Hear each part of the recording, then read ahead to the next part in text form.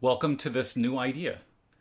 I'm happy to uh, enjoy your presence here from Vallejo, California. And I would love to introduce my guest, John Felix Arnold, joining me from Oakland. I am Conrad Meyers, and we're going to talk about some new ideas. How you doing, John? Hey, I'm good. I brought my friend today. My friend that I made in shelter in place. Many inanimate friends. Many inanimate friends. Yeah, isn't that what this all is? Where are they? So, I guess uh, I'd love to start the conversation talking about just shifts in practice. It's something that all of us are going through. I mean, it's why this project came about. It's why you seem to be going really heavily back into your drawing practice when you were really on a good string of installation projects, right? Yeah, absolutely. I was getting back into more installation projects and I had some things lined up that were really going to push the installation side of what I do. Uh-huh. But like, what was the impetus, right? You were in the middle of a project when the Yeah, shelter in place started, right? And they canceled the project. they didn't cancel it. I'm really lucky.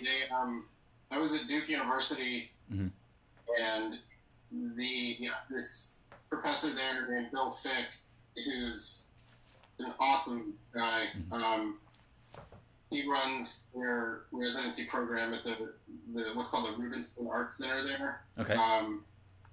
And my partner called me on March 10th, and she basically said, "You probably want to look at the news really closely and think about getting in front of this thing." And she had been sort of dropping hints along the way, and yeah, on the 10th, I looked at what was going on, and I was like, I need to get back to California. This is not. I don't have health insurance in the state of North Carolina, and I was like, this is not, Right. going to go well. Yeah. I really It is wasn't not trying. going away. No, I wasn't trying to stay, there when I live here. So, Right. um, yeah, I flew back on the 12th, and I was super lucky. That Duke, has the capabilities to just postpone it. Right. So, at a later date, TBD, I can fly back out there and get back to it, which is awesome. They'll have space for me to work in and everything. So Right. I am kind of bummed though, because there was this studio I was working out of that it was like this gorgeous second story studio in this massive building with these huge glass pane. It was like a glass pane wall, Hmm. exterior wall. So I got to be in the studio while it was snowing for like a week, and God. it was pretty cool. I'm gonna miss having that, but those are Cadillac problems. Right. What was the so? Look, can you describe like what the installation was like? How it Yeah, connects to your previous stuff. totally. So I used to do a lot of site-specific installation work that played off of the architecture of the spaces that I would go into Hmm. and start to reimagine ways that one experience of being in that space, almost like chopped up into how I perceive it as sort of this dimensional crossover, where even the lines and the angles and everything kind of create this illusion at certain points in the room where the reality we're in stops in this whole other world, this in that space. And I did a lot of that stuff here in the Bay Area, and I did one pretty big piece in Brooklyn like 6 years ago. And I kind of left it alone after 2015 for a while. I didn't do a lot of big installation work like that, and I wanted to. In the last couple of years, I felt more comfortable getting back into it, and a lot of it also had to do with using found wood and materials from the places that the installations are built. Hmm. To kind of tell the story, these unseen, unheard, forgotten stories that exist like all over the urban landscapes where they come from. I'd like to do some in more rural areas, I was in this tiny town that my dad's from called Enfield, North Carolina, in January, and there's some storefronts there that I really want to do some work in.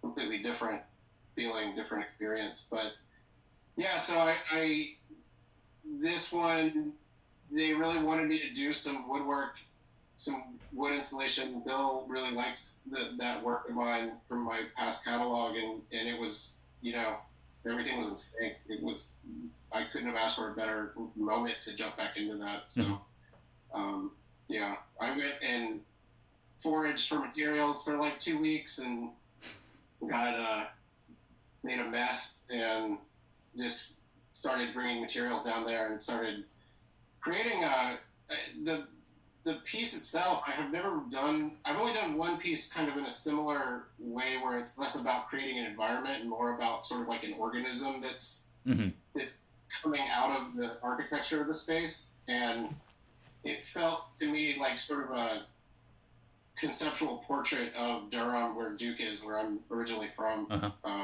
sort of evolving in this organic way. So, and you kind of like lay out planks, and then you do work with color fields, and then you start to work back into it using illustration and using kind of like more of a graffiti technique. Were you planning on doing that with the Duke project? Yeah, originally I was. That space is it is to date the strangest space architecturally I have ever worked in. Because the ceilings are 17 feet tall, but the whole space is maybe 10 feet wide. Wow. And there's this huge, like, not a shelf, just like a box that pops out of the top of the wall over a doorway. And it was, I had to sit in the space. I had photos of it previous, and I was looking at it going, okay, I was sketching out ideas, and I got in there, I was just like overwhelmed by it. It was massive, but also super thin, and it was it was really hard to feel out. So I spent like a good couple of weeks kind of standing there for a couple hours a day, being there, So, just to kind of get back to like the breadth of your project, like process, what do you see as the connection between that kind of plank wood installation work and your drawing practice? So I think a lot of people are familiar with both. People that know your work know that you're doing both. But like, to you, what is the difference between doing pencil and charcoal drawings versus doing these big installations of repetitive forms, and then working back into that with kind of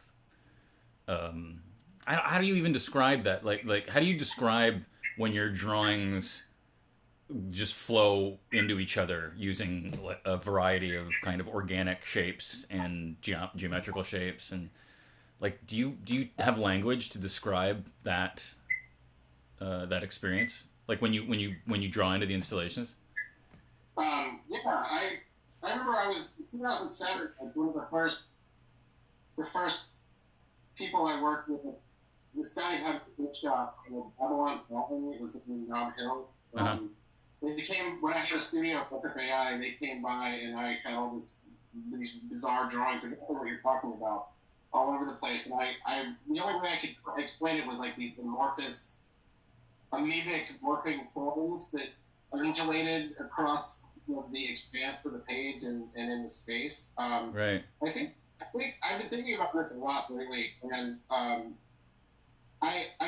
finding that the way that I draw is, even when I draw very, very realistically and representationally, there's a certain amount of explorative gesture and like finding a certain area and then creating what describes that area, and then moving on to like kind of fluidly to another area.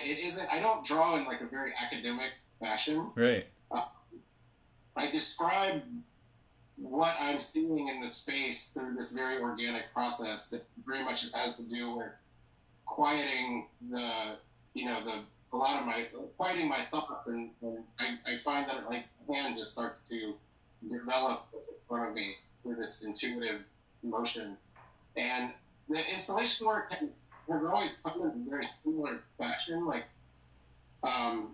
it's like with this, it was cool to feel back when I was doing a lot of this installation work, because I'll mass all these materials and I'll go into a space, and I might have some sort of pre-planning to it, but the space dictates sort of like where the energy starts moving and like where I start putting things. Right.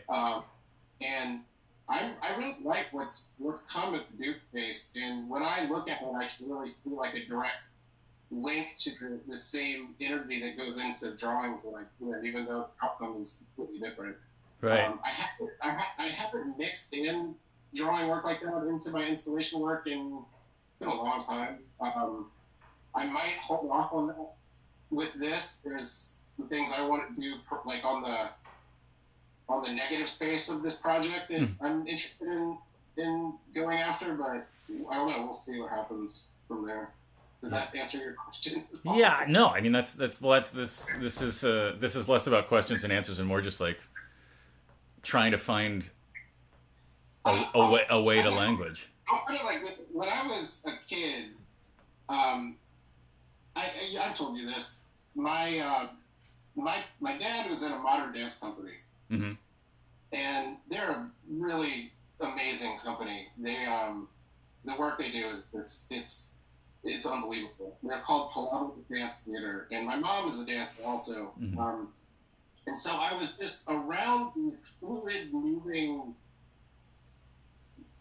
biological forms all the time. And I went on tour with my dad, and so I went to I went to Taiwan in 1988, and went to Taipei as like an 8-year-old, and Singapore and London, and so I was like a very little kid, and the kind of megalopolis, mega cityness of Taipei for an 8-year-old American kid was insane. Yeah. But also seeing like this very just bizarre form of dance that it tricks the mind. It's so not what I think when people watch a performance, this is something that's so far from what they think they could have imagined previous.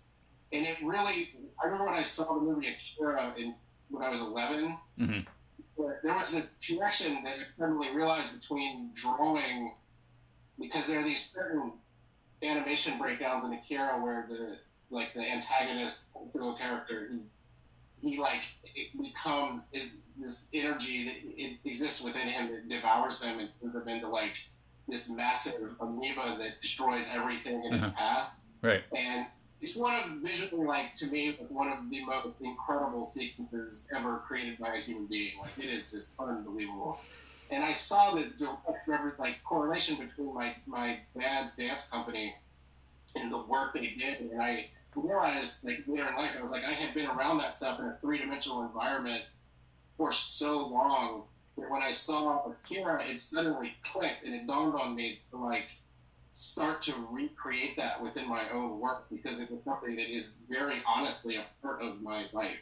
Right. And then I started to think about, seeing the world in these sort of amoebic freeze frames where, looking at a street, I don't know, if I'm sitting on Market Street and walking in the city and watching things go by, it's they all sort of start blending and twisting together, and then it's I can draw a snapshot of that morphing twistingness, and that's where a lot of that, it's capturing time and movement is where a lot of my drawing really comes from. And I find that when I draw straightforward portraits and representationally, I'm still drawing from that same place where I want to draw in this the image as being very alive and have the soul, rather than just trying to make a perfect representation of it.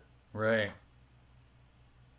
And so in the installation work, with what I'm doing with the piece in Duke, I'm trying to capture a certain soul of the Durham, North Carolina that I grew up in, that I've been a part of for my whole life, and that is evolving very rapidly right now. There's I'm trying to capture a similar sort of portrait of it, and the beauty of what I get to do with that is that it is about the unseen side. It's about this capturing time in a way that's like the materials are actually paying homage to it, because the materials I'm using come from decades of its history and different parts of it, and then but the actual like shape and forms and the way that it's put together to me is like a very personal personification of watching that city evolve over the last 40 years that I've been alive. Right. So when you're in that drawing space, like what after the physical parts of the installations are finished, and you're kind of starting to work, as you described a little bit more intuitively within the planks that you've created or directly on wall surfaces. Like when you are in that zone, do you feel like that's a different mental space than when you're kind of generating the physical space? Yeah, yeah. It's they're not that different, but the thinking is there is definitely a different. It's building a relationship. It's suddenly like considering reference and considering because even within like the abstract drawings that I've done in the past, there's a lot of identifiable pieces to them. There's hands and there's machinery. There's like Right. parts of it, and sometimes I do mural work, like commission work, where there's actual physical. There are people and there are buildings and storefronts and things like that. But my personal work, yeah, a lot of times I start using storytelling tools that are more representation or more understandable on like a physical reality level. You hear that? What is that sound? Which sound? Is it a gargle? It sounds like it's probably just feedback. Might be feedback. Like electric guitar. Anyway. Do you have a headset? Yeah. Try it, because you might be a little garbled on this end. But maybe that's in my imagination. I mean, I guess. Yeah, it's much better. Oh yeah, I think it was your own feedback of your own space. It's the own resonance of my own space. Yeah, and it's got that. Now you're like working a blue theme, which I think works with your Duke story. What? So when, like, do you? Is it a chore? I agree on C-Band, by the way, just to set the record straight. I know there's no record. There's no record. Is there like, is it a difficult switch to go from that like one part of that process to the other part of the process? It never has been.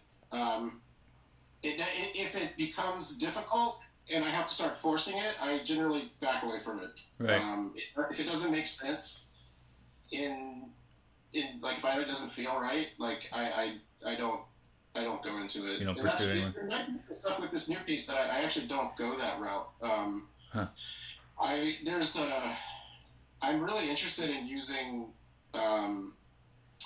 more abstract color surrounding that piece, and a lot of green tones. All that blue that is in it is going to become green, and because Durham is like this really lush, honestly very surreal, weird place to have grown up in, and summers in the South are these hot, like lush, weird, mystical experiences in a lot of ways, and I want to celebrate that, and I want to like bring that sort of that weird green mysticism into the whole thing, and I might even play with using some fake plants and things like that mounted within the walls and see where that goes.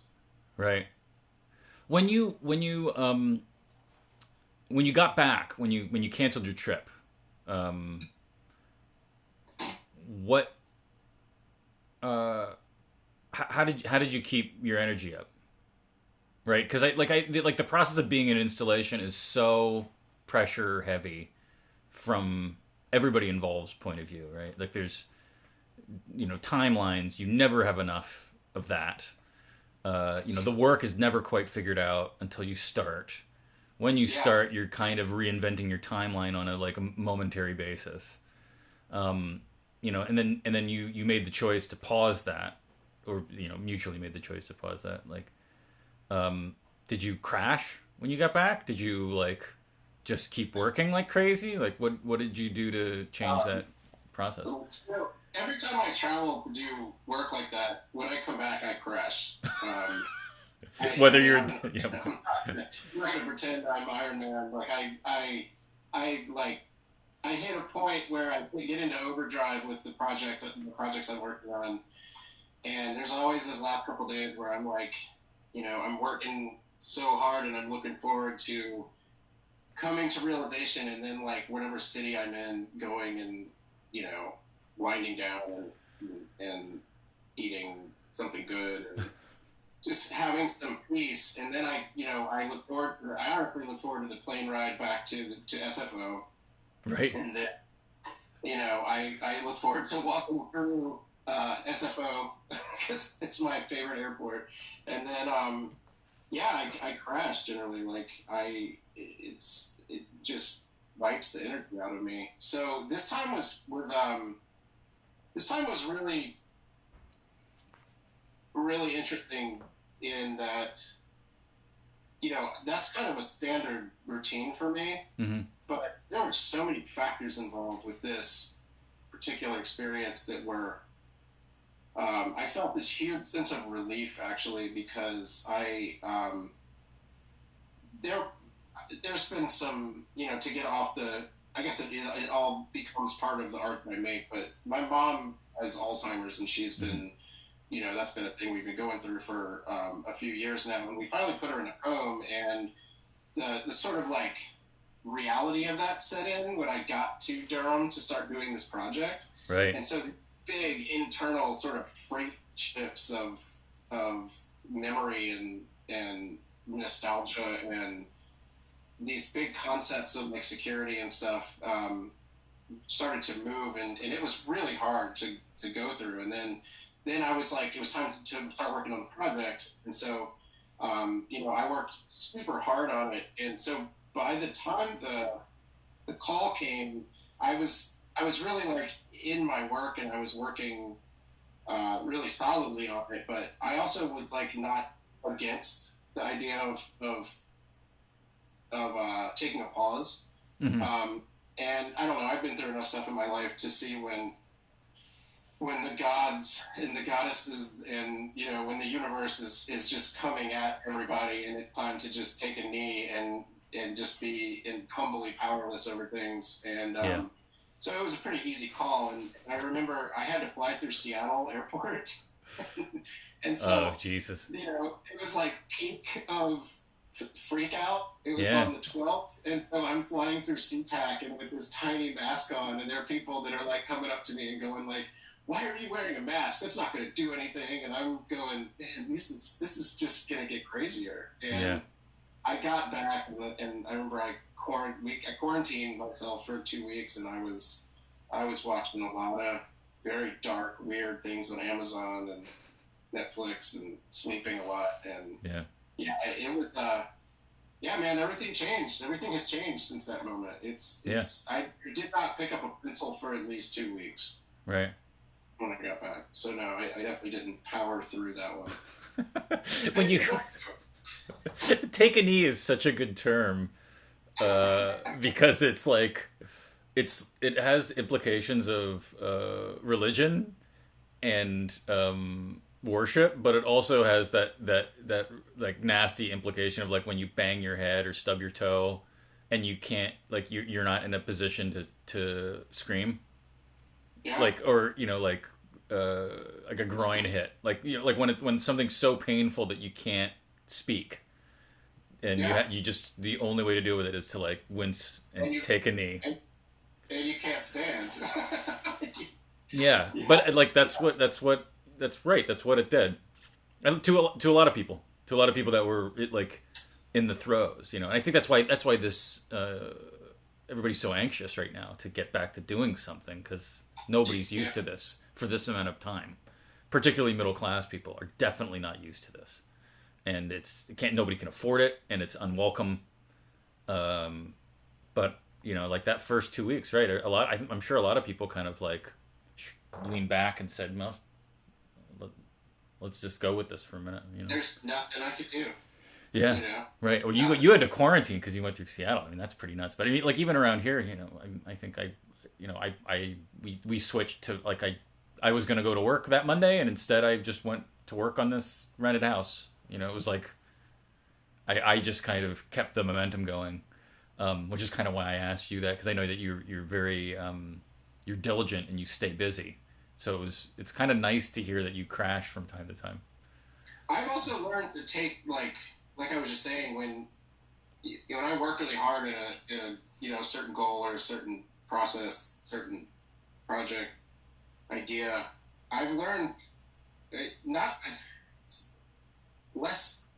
I've learned through experience and the hard way that if I push it past a certain point after, if I try to stay diligent after completion, it doesn't end well for me. Right. And that's I think that's an important thing for any artist to ever understand, is I need that week of just vegetation sometimes to get right sized again, and then I inevitably jump back into what I'm doing. But right, which in this case you came out of it swinging at drawing again really hard. Yeah, and it's been a really interesting experience, because I hear a lot of people in the first couple weeks into a month that were really anxious and full of, even people that were not pressed for rent and they weren't worried about the necessities, were almost more anxious at times, but a lot of anxiety, just because sitting still and changing your routine and this whole thing is really hard for a lot of people. And I don't know if it was just the circumstances and everything that had kind of culminated, but it was like a sigh of relief for me. And I actually sat back for those 2 weeks and just, I wasn't anxious, and I was actually in this weird place inside. I was actually kind of grateful that the world was going to pause. Right. I used to do a lot of work in this sort of comic, like graphic novel structure, conceptual graphic novel structure, and a lot of it really had to do with climate change and human impact on the planet, and on less physical levels than that, a lot about like the human ego and sort of our own ability to destroy ourselves, despite ourselves. And it was like a big moment to look at that sort of, because I started to work back into some of those ideas, and I was going to have a show in June that was going to have this big installation in it that I'm really excited about doing when I actually now have more time to sort of think about it. Yeah, to think about it and to change the way that it's experienced, because it was going to be part of a big solo show, and I'm going to actually do it as a pop-up experience now, like a pop-up installation in a different space. And that's going to be pretty cool. But yeah, there was just this, I don't know, I grew up watching a lot of anime and a lot of like bizarre, like weird cartoons, and I just started imagining, the planet sort of like revitalizing itself, because finally the humans have had to sit the fuck down for a second, Right. Yeah, nature's kicking our ass for a minute. Nature's just like, go be in timeout. You guys, you're doing too much over here, Yeah. So getting back to drawing, what was it like? You just wanted to keep busy? You wanted to keep up to practice? You wanted to switch? Like, what was the switch for you that made it? The switch for me was, I woke up one day. I hadn't made art for a couple weeks. I had really been watching a lot of what was happening, and the issues and just the horror of what the frontline healthcare workers were dealing with. It really got to me. Yeah. It really it affected me on a level that motivated me to really look at what what the hell I was doing, and make sure that I'm doing all of the necessary protocols that they're asking me to do. But then to say, like, these people are out here fighting, risking their lives to fight for us, Yeah, right. And I like sometimes doing work. I used to do illustration work, like paid illustration work from time to time. I always like doing work that was for like nonprofits and for cause heavy stuff. And I like taking a break from my self-satisfying internal dialogue sometimes to do something for a much larger cause that I find, I don't know, to be important. That is obviously, I can just be a person that can draw amongst people doing something to help, and like that's really as simple as it was. And so I started to reach out to people I knew to see if they could send me photos of frontline healthcare workers they knew. I went online and I found this photo of a doctor from Twitter, and I messaged her and I said, hey, would it be okay if I drew your portrait and posted it on my Instagram? Because I'm not going to just sit here and put up on my Instagram my own curated artwork content during this time, because that's just not what I want to do. And she was stoked about it, and she said, absolutely. And I did it, and then it just started a whole series. And what I found within it is that I haven't sat down and drawn consistently like that in a long time, and it's really reminded me how much that's really the foundation and like my first love. Like it really is the foundation for everything for me. Like, it reminded me that my parents told me when I was a baby, I used to draw with my food, and I would draw in the dirt, I would draw in the sand, and when I got crayons, I would draw all over everything in my house. When I was like 6 years old, like, you son of a bitch. I know you. I know that kid. When I was 6, the art teacher gave us these pieces of paper that had an oval with like a basic outline of a person. She said, draw your portrait, but don't do anything very interesting. Just draw like yourself and what you're wearing. And I drew myself as a vampire with like blood flying everywhere. And so it's really like fundamentally that I've been drawing before I have conscious memories. It's like I've been doing it. It's a lot of times I think it's kind of like what I'm here is the foundation of what I do. And so I had forgotten that there's a place with drawing for just the sake of doing it that is really where I find a lot of peace and a lot of joy. And also I find that I get to push myself. And then I find that ideas, things that are swirling around in my mind that I want to make art about, that are part of my larger practice, start to become more clear.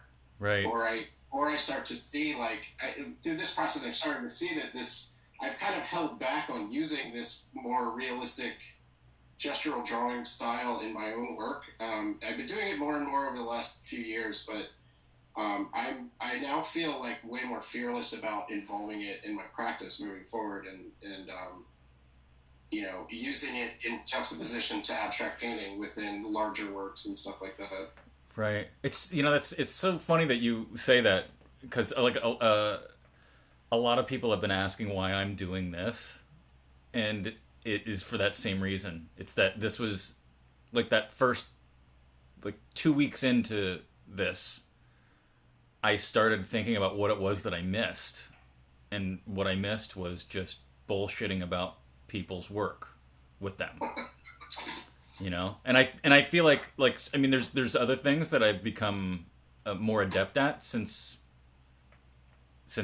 school, since when we got our MFAs, when you almost got your MFA, when we were hanging out in 2007 or whatever that was.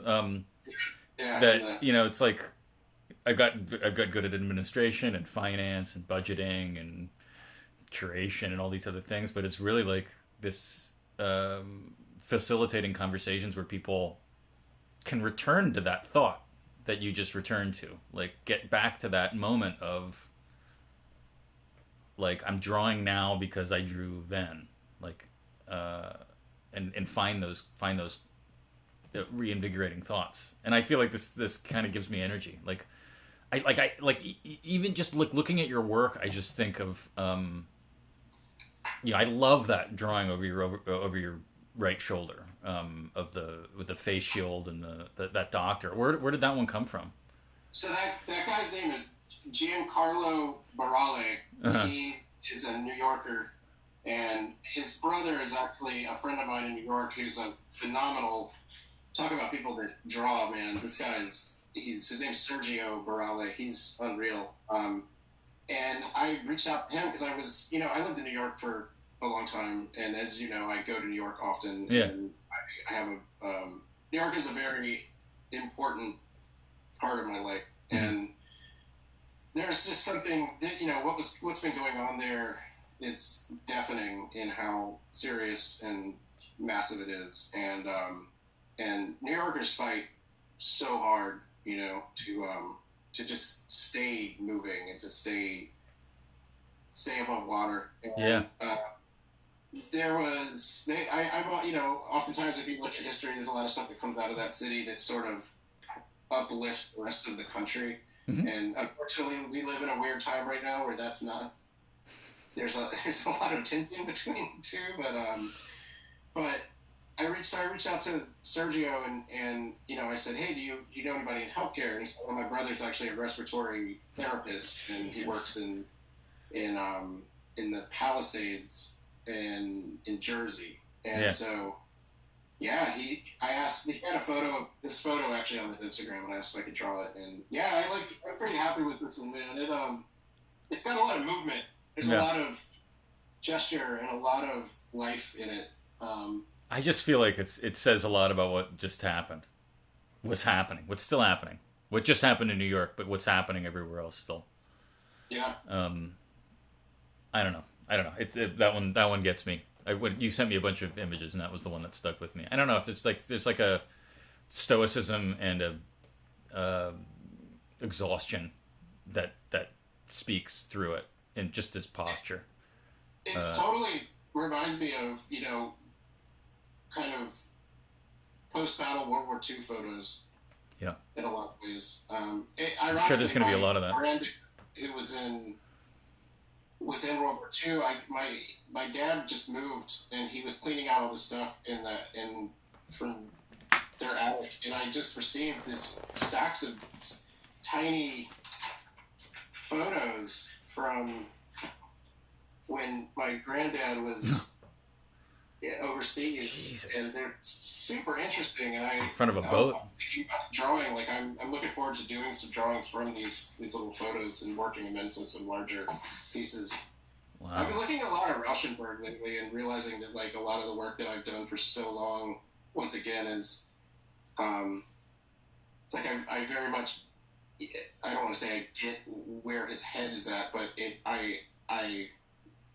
I feel a lot of resonance with. I always have with what he does. I always, what he did. The aspect of like just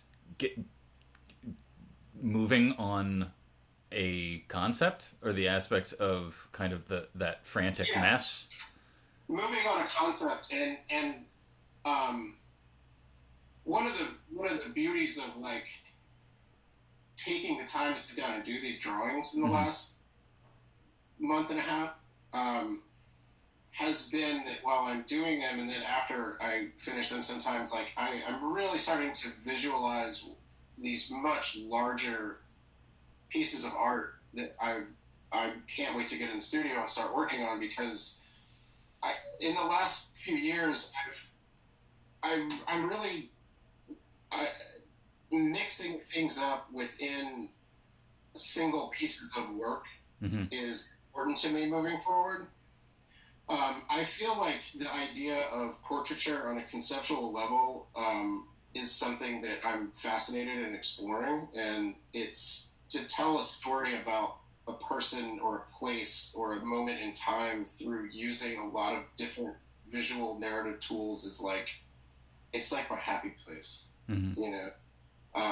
so doing these drawings is like really meditative, because it's part of telling the story about this person, and then to make a an abstract painting that suddenly is coincides with that drawing is like takes the experience to like a whole different level. Right. And in materials that are connected to places and these places and times, it all starts to build, and that's when I look at Rauschenberg's work, I see a lot of that sort of like he wasn't happy trying to tell a story in one mode. Mm-hmm. There was so many ways to express life that it all had to happen, and that's kind of where I'm at now, and I feel really fortunate that like I've been through a lot of phases and different places with my work that now I'm coming to a certain amount of refinement where I can also switch gears and go the other direction and just go completely raw again at the same time. Right. Yeah, it's crazy, right? I feel like it was just a few years ago that you were ready to slow things down like crazy, like right before everything picked up again for you. I'm really happy for you. It's great, all the stuff that you're working on, and just the energy that you're putting into those drawings. So every episode of this, I dig up a quote that I think will affect the conversation in some way. Usually about what I bug the my guest about as a topic. And I dug back into this Active Creation book by Arthur Koestler that I've been pulling a lot of these from, and it's a quote about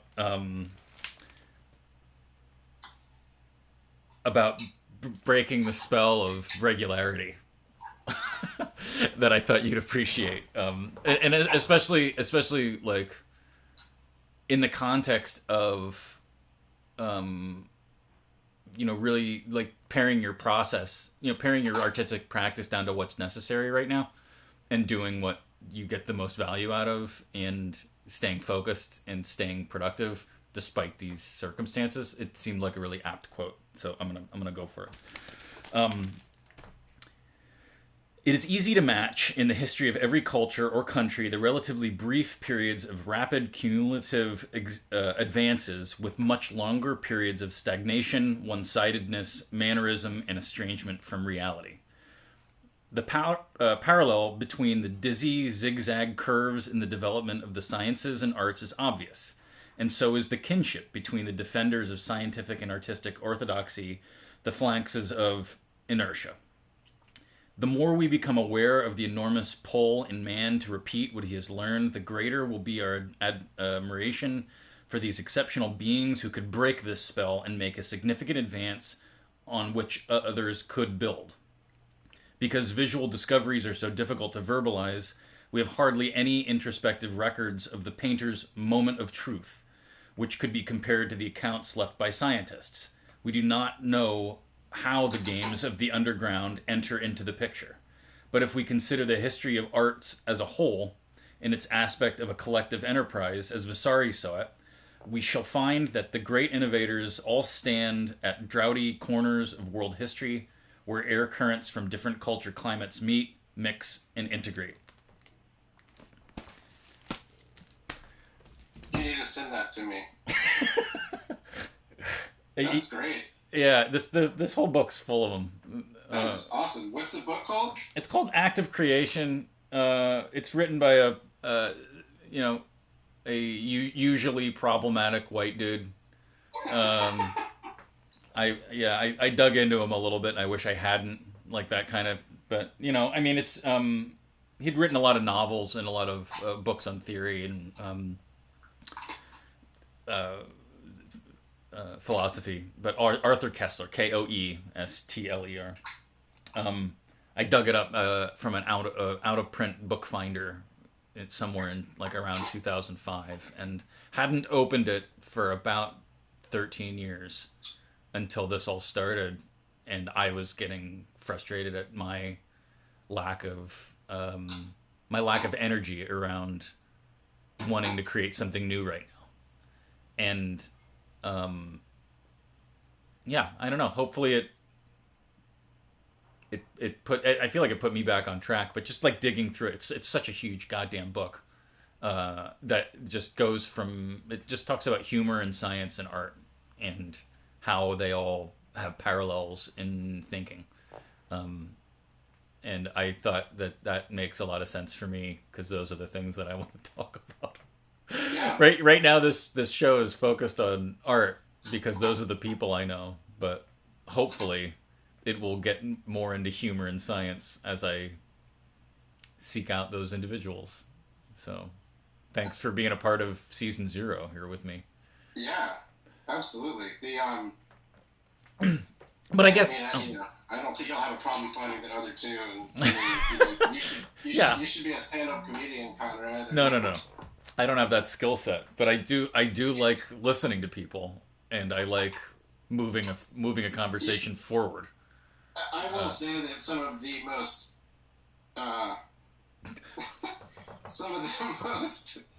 etched moments of humor in my entire life have come from working with you in your wood shop. You're talking about the bucket. You're talking about the bucket God, incident. Not just the bucket. Every framing time we ever did, man. Anyway, I don't want to go off topic. Those are all good. For the audience, I'll look at the camera for this one. Felix used to call me like on a Tuesday and be like, how much would it cost for me to just buy you in your shop for the whole day, and we make as many panels as we can in one day? And I would be like, well, I don't know. I'd come up with some number, and he'd be like, all right, I'll see you at 9 a.m. And then we'd go and buy a bunch of wood, and we'd rip it all down, and we'd make a boatload of frames, and then we would just back frame panel works that you were doing as quickly as possible. 30 at a time. Yeah, like 30 back frames for, like, pretty big works, like 30 by 40 inch panels. Yeah. And they were going to New York and to LA and to all over. Yeah. And one time I put both feet in a bucket of cold water. Yeah. Anyway. Conrad literally jumped off of a table with sight unseen and landed feet first, pinpoint in the middle of a bucket. Yeah. And it was... you are a physics dream come true. I had tears in my eyes from that, from the cold water and from the absolute giddiness of your surprise. But yeah, I mean, like that quote just makes me think of like the innovation that like sits on the shoulders of artists and scientists and humorists. Yes. and people that are really working to improve humanity, right? Which, as all good Star Trek fan knows, is what sets humans apart from all other species on Earth right now, is that we actively have a percentage of our species that their entire goal is to add to the collective consciousness, and to do so in such a way that they're striving to invent something that hasn't been yet displayed before, hasn't been yet done before. And a lot of us that get that itch early end up becoming brilliant researchers or excellent engineers or product designers. And some of us spill into this bizarre category of artist where we're just stuck recycling culture and politics and the environment and reframing it in ways that provide a abnormal and unique perspective.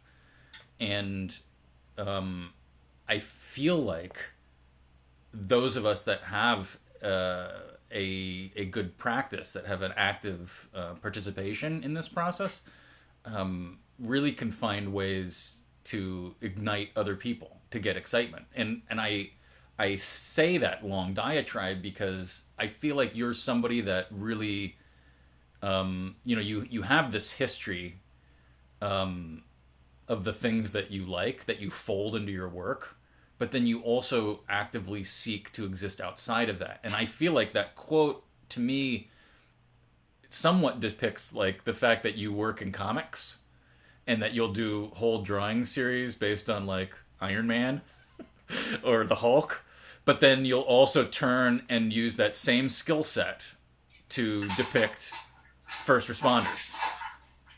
Yeah, right.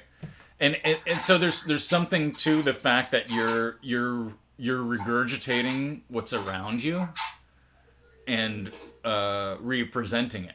And the fact that there are institutions out there like Duke that are like asking you to come absorb this place and give us something that speaks to it is really awesome. I mean, I feel like that's your secret talent, is that Thanks, man. You're just sucking in and putting out through your hands, you know. But I want a series to come out of that work behind you. I don't know how that's going to happen, but I want to see more of it. I want to see that. It's haunting and tragic and magical. Thank you. Yeah. Well, you know, I started this drawing of Giacometti last night, and something that I realized while I've been drawing these images is I've never, like so many of the greats that I study and that I love, like Francis Bacon, you know, like Giacometti. Like, I just started reading Giacometti's biography, and I'm 100 pages in, and I'm in it. It's amazing. I realize, and this is kind of embarrassing to say, but I've never taken portraiture and drawing in the way that I draw to a point where I started really dissecting every aspect of it to start to see where it goes when I experiment more and more with it. And part of what I really, that quote you just said, it speaks to me on a lot of levels, and it really just sort of reinforced and also made me see a lot of things I've been thinking about in this pandemic moment, clearly and in different ways. But, you know, I'm so used to, my studio practice is really, I go to a lot of different places and I do projects outside of my studio. And then when I come back here, I go into the studio and I really make pieces pretty rapidly. Or I'll just have a wall full of work and I will, you know, set it up and I'll just start going. Exactly what you were saying. I sort of absorb reference and I look at things and I decide which things I can attach certain meanings to, or ways certain things connect with me in ways that I see them within the larger cultural lexicon, and then start to create, you know, like kind of a narrative stream within all of this work. Yeah. And what I don't do is I don't sit down and start drawing, you know, spending time laboring over certain things and developing them slowly. And that's something in this moment that I realized, and I think as a larger metaphor for an aspect of what we've all been going through, I think is really important to remember and to take with us, is that sitting and really thinking about what it is in front of us and taking that sort of labor of love energy and working it through to a certain point where we're not just rapidly like doing things immediately and moving on and discarding them, which is what society does. And it's like, it's destroying our ability to stay on this planet, you know, and that's a pretty heavy realization. And it's not something that's new to us. It's like, we all know that, and none of us are ever given like a moment on a daily basis where we actually stop in our tracks and we go like, no, really, we're gonna like turn into a ball of flame within the next, you know, 500 years. Yeah.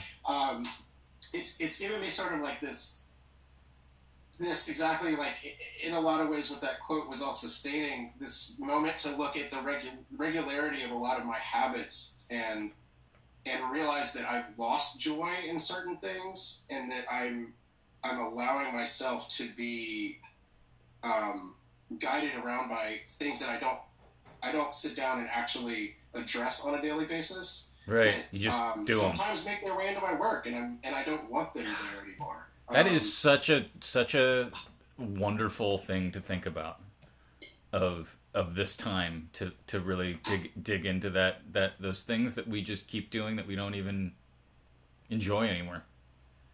Yeah, Jesus, that's a good one. Yeah, I've been doing a lot more like reaching out to other artist communities, and I found this group in New York called Paradise Palace that I like, and they did a cool feature on the Duke project. Cool. Their model is really cool, and I found myself seeing a lot of communities of artists given this moment where they're suddenly not like, they're not trying to go get famous at the same time. And I think that's like that is one of the most invaluable things for culture as a whole that I could ever imagine, you know? Yeah. Like a real collective push to really look at the work that they're making and like the conversations that people are having, that we're having, and like just fine tune or go into new ideas like we're doing right now. Without sort of this other agenda, because the agenda suddenly became very unknown. It was, you know, like a month ago, I was having conversations with people going, well, I don't know if I'm going to have this show or that show. And suddenly I feel this weird freedom. And that really makes me go back into this, you know, when I can go back to the studio, because I can't yet. But in the interim, doing these drawings and things like that, it makes me go like, man, I really have to, I want to find out about what I'm doing on a deeper level, because there aren't certain circumstances that are sort of dictating me to go certain directions. And that's, to me, that's a big gift. I think. Yeah, you get to choose your path. Now, you have time to choose your path. You aren't just being reactionary to your life and to the scenarios that you've lined up. And I've always tried to make like a pretty clear, like a conscious choice to do that, because I tried to steer away from getting in, like the work that I was doing in like 2013 and 14. Like if I had stayed with that, it was commercially viable in a certain way that could have gone a certain direction, right. But I couldn't do it. Like there's something inside of me that goes like, I can't actually do that. I'll have a nervous breakdown. And but this, like what you just said, is like to find this other path. Like this is even more freeing in a lot of ways. This is I agree completely with you. It's pretty profound. Man, that's a great way to end this. Thank you so much for joining me, John. Yeah, thanks for having me. I can't wait to see more of those drawings. How many have you done so far? Do you know? Total amount of, I've done like, I think 11 portraits of healthcare workers, but other drawings, I don't know, maybe 30 drawings. I can't, I don't know. I feel like it's making abstracts and it's magic. It's magic at the moment. Anyway.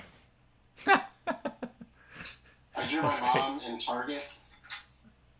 With a bat? Is that a real photo of your mom? Yeah, it's a real photo of my mom at Target. With a bat mask? This is one of my favorites the other night in preparation for our show. Oh, excellent. Oh, the robot. Anyway. All right. Thanks, Felix. I really appreciate this. Good luck to you, and great to see you. You too. Have fun. Oh, I think he was going to say have fun. Well, thank you for joining Felix and myself on this new idea. If you like this, please subscribe to the channel. I'm going to keep doing these twice a week as long as I can. Keep building momentum and see if I can go seek out some of those other voices to speak with about what they're working on and see what thoughts they have on their new idea. Thank you for joining me.